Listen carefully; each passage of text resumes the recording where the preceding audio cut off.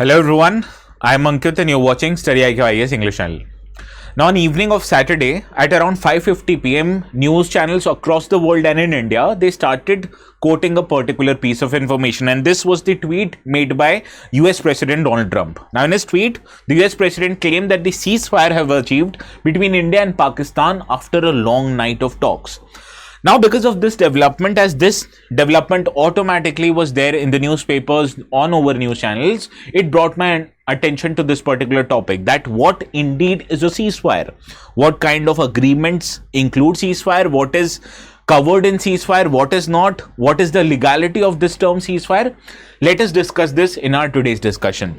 Now, the context of our today's article is on Saturday evening, India and Pakistan agreed on what is known as ceasefire, because this happened after the escalations between the respective military that happened last week.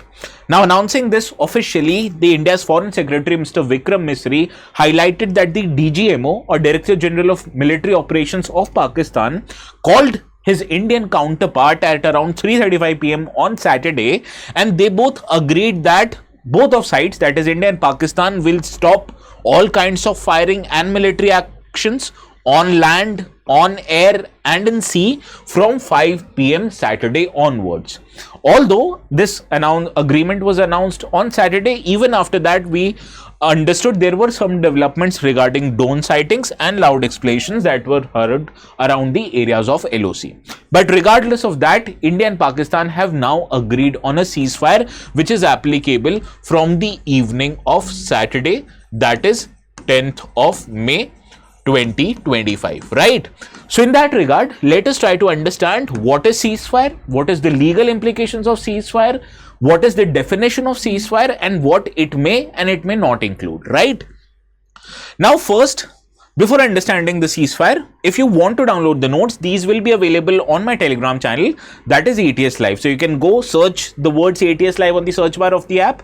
It will take you to my channel, subscribe it, and then you can download the notes. And even if you are not able to find the notes or the channel, you can scan this QR code that will take you directly to the channel, okay? Now let us understand the definition of the term ceasefire. You will be surprised to know that there is no official definition of the term ceasefire in any international law or in the Charter of UN. So where do we get the concept of ceasefire? Now there are two experts that have highlighted what ceasefire may or may not mean. These are first Francois Boucher-Salinier, who is a French theorist who is known for his book The Practical Guide to Humanitarian Law. Now, this person actually said that ceasefire is an agreement between nations who are involved in a conflict and they seek to regulate or terminate the military activities for a greater good. And this agreement may be applicable for a given length of time or for a specific area, right? So, this is the definition of ceasefire according to the French theorist Francois Boucher-Salinier.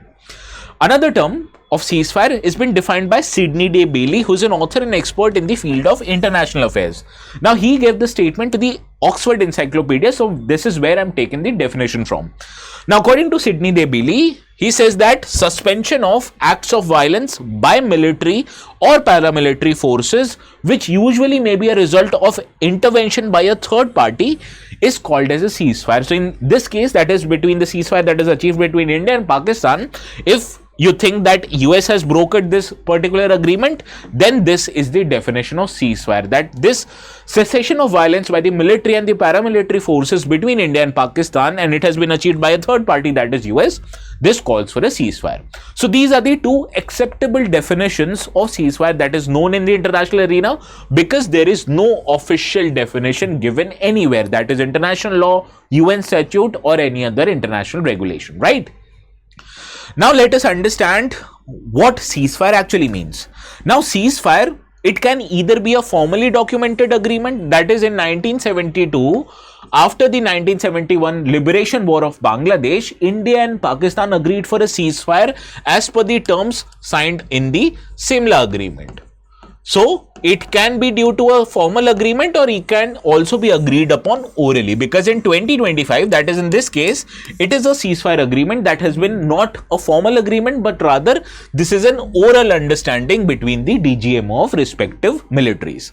Now, what you need to understand, ceasefire does not represent that the hostilities between India and Pakistan will end in entirety. So, this is just a pause of military action. Is it an end of military action? The answer is no. So, is it an end? Obviously not. Now, what you mean by ceasefire? It represents that a truce has been achieved. That is, a temporary suspension of hostilities has been achieved in either international terms or in non-international armed conflicts also. So, suppose if in a country there are two respective organizations who are fighting with each other, right? For example, a Naxali organization in India and the CRPF, right? So, if these two organizations sign a ceasefire agreement, it is also applicable in non-international armed conflicts, that is intranational armed conflicts also.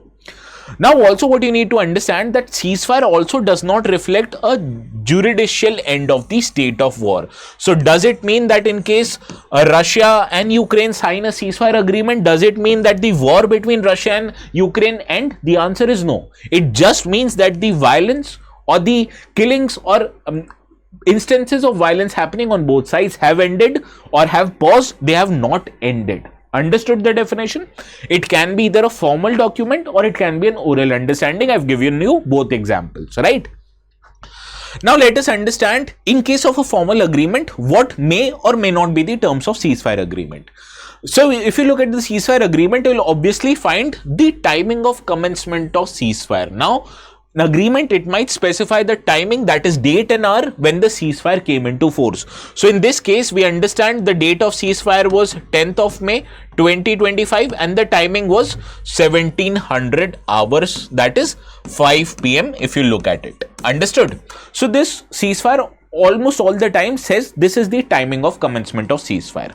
Similarly, it may also identify and define the prohibited acts. So, it may identify two types of prohibited acts, maybe military act, which includes act of military violence, or even it may also include non-military acts like issuing threats of violence or even conducting propaganda against each other. So, this might include both of these two kinds of activities. Now, coming upon the segregation or separation of these two militaries, you understand, for ceasefire to prevail, you need to keep the two militaries or two violent parties in this regard separate. So, in many ceasefire agreements, you will also find that it delineates physical separation of armed forces, including the ceasefire line or establishing of buffer zone. So, in cases of 1972 Simla agreement, you understand this ceasefire line was formally now known as line of control. What is line of control? Which kind of a boundary between India and Pakistan is known as line of control? What is the difference between line of control and international boundary? I've uploaded a separate video. Go and look at it in the same channel itself. Now, similarly, between the war that happened between Korea, we also understand the 38th parallel. It was delineated as the separation line between North Korea as well as South Korea. So, this now acts as the official boundary between these two countries. That was earlier the separation or the ceasefire line after the Korean War, right? So, this is how any agreement of formal agreement that happens due to ceasefire, it may also delineate the separation between the fighting parties. That in India's case, in 1972 Simla agreement, both of the India and Pakistan agreed on formalizing the aspect of LOC, that is the separation between India and Pakistani army. Understood? Now, ceasefire in many cases, although this is not applicable in this time, it may also include measures to conduct verification, supervision and monitoring of ceasefire. Because if ceasefire is happening, how do you ensure that the two parties are not fighting, right? So, in that case, you may enlist the help of third party like UN Peacekeeping Force, joint monitoring commissions. Similarly, you can constitute a ceasefire commission, joint commands and even civilian monitoring missions. But in this case, that is between India and Pakistan in 2025, no such measures have been taken. Now, beside these important terms, ceasefire may also include repatriation or returning of the prisoners of war. Now, in 1972 Simla agreement, we also understand India agreed for handing over 93,000 POWs back to Pakistan who were captured or who were the members of Pakistani military captured in the now Bangladesh. Similarly, it may also include return of missing persons like internally displaced persons or refugees. This did not happen in 1972 Simla war or Simla agreement. Similarly, the other country may also demand the first country for restitution and compensation of claims in cases of damages or other criteria, right? So these are the things which are usually included in the ceasefire agreement. I'm not saying all of this is included in this type of a ceasefire which has been signed right now. I've already told you that this highlights date and time, which has been established quite clearly. It also establishes that the LOC will be the separation line between the Pakistani and Indian army. It identifies what kind of an act is prohibited, both military and non-military. In some cases, it might also include establishing of a third-party verification and monitoring mechanism. And in some cases, like in 1972, it also included returning back of the prisoners of war that India had captured in the Bangladesh Liberation War. Now, what happens in case one party breaches ceasefire? Are they criminally liable, or will they be punished internationally? The answer is no, because either when you call ceasefire or breach of ceasefire, they do not have any legal consequences, because the agreements are essentially the first step of establishing peace and ending conflict. Therefore, these ceasefire do not have a legal agreement. This only has a symbolic acceptance. Okay, so in case one country breaches ceasefire, they won't be punished in an international court of justice or in any third party. So similarly, that is why we see Pakistan often violates the ceasefire, because it understands it won't be punished in the international relations or the international sphere. Now, although it is not a legally punishable offense, but it is regulated through some measure of time.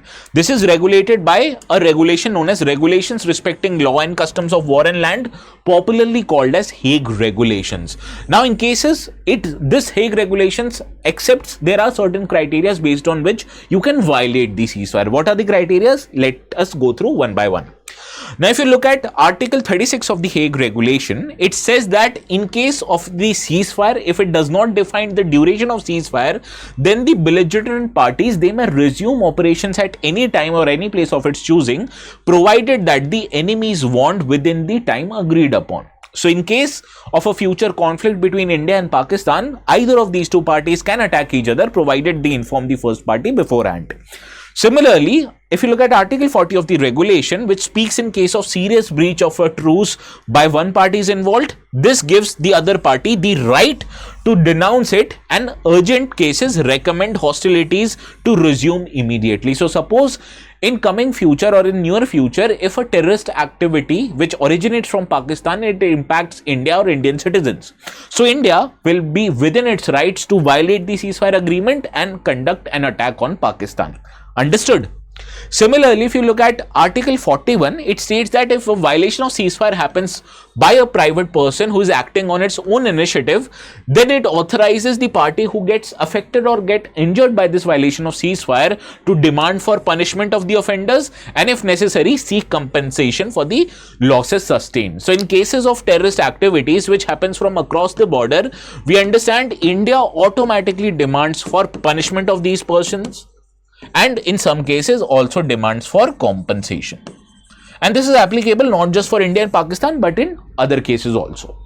So these are the conditions according to Hague Regulations which are rightful cases for one country to violate the agreement of ceasefire. And why you can violate the agreement of ceasefire? Because this is not a formally or a legal binding instrument. It is just has a symbolic importance. It does not have a conventional or legal importance. Therefore, you can violate it in some certain circumstances, like in cases of terrorist activities.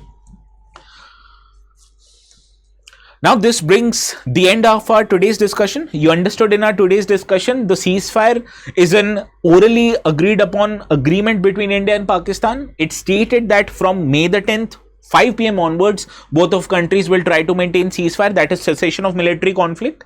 And we also understood, as per the Hague Regulations, what are the criteria that in coming future, if a terrorist activity happens from Pakistan in India, India will be within its rights to retaliate against Pakistan. Understood?